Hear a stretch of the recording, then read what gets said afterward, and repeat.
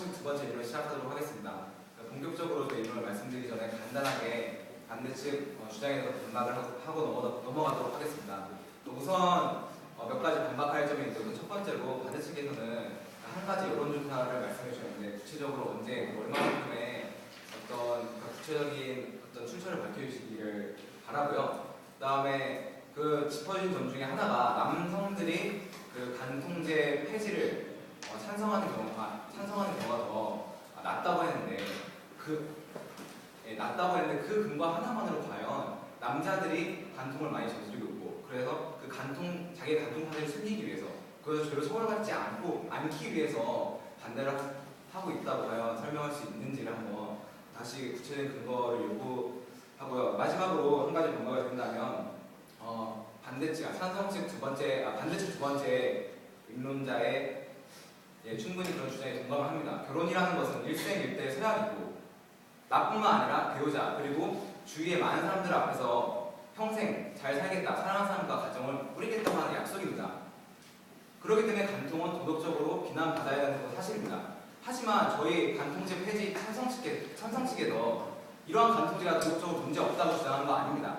그리고 결혼이 그렇게 중요하지 않는 계약이라고 말씀드리는 것도 아닙니다. 이런 것들이 너무나 중요하기 때문에 간통죄가 오히려 존속하는 한 이러한 가치가 더 떨어진다는 얘기입니다. 보다 구체적으로 말씀드리겠습니다.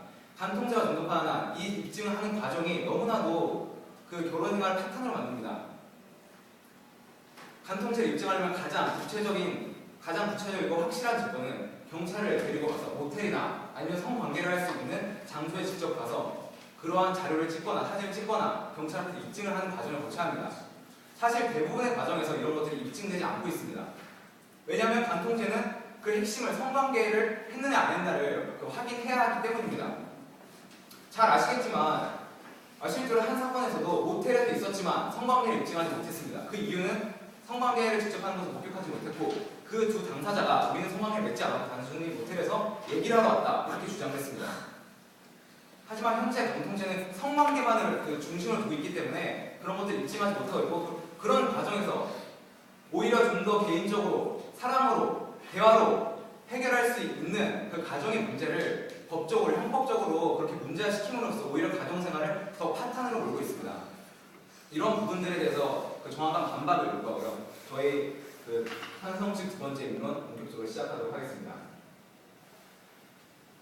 여러분들 모두가 만인이 법 앞에 평등하다는 말 잘 알고 있을 겁니다. 이 말은 어떠한 법이든 빈부, 성별의 구분 없이 다 공평하게 적용되어야 한다는 말입니다. 하지만 이러한 간통죄는 성별에 있어서 그리고 빈부에 있어서 차별적인 법안입니다. 우선 첫 번째로 간통죄는 여성 차별적인 법안입니다. 그 이유 간단하게 설명드리겠습니다. 실제로 남자, 여자, 남편, 아내, 바람 피울 때 그 간통죄로 고소합니다. 그 고소의 고소 취하율, 여성, 즉 아내의 비율이 3배 이상 높습니다. 그것이 무엇을 말해줍니까? 실제로 부부관계에 있어서 아내가, 즉 여자가 좀 더 불평등한 관계에 있기 때문에 다들 간통죄를 통해서 이혼을 고소하고 이혼을 하려는 걸 두려워하고 있습니다. 경제적으로 불평등하고 그 이후에 사회적으로 불평등합니다. 실제로 남성이 자신의 배우자, 즉 아내가 바람폈을 그걸 발각할 당시 너무나 쉽게 이혼 소송을 해서 결국 많은 위자료를 뜯거나 아니면 이혼을 쉽게 하는 경우가 많습니다. 하지만 여자들은 간통 사실을 안다고 하더라도 이상으로 이건 마치도록 하겠습니다.